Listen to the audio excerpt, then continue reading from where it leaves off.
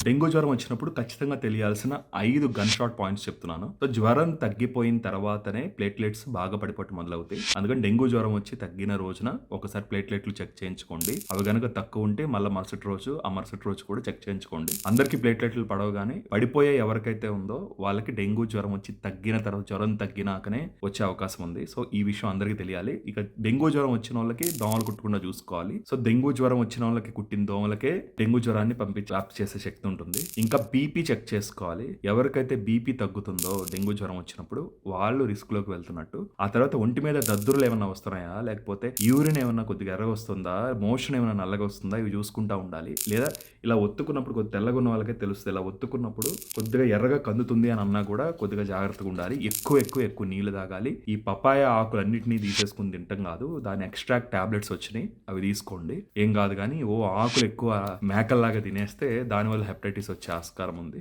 So, ఈ జాగ్రత్తలు తీసుకోండి.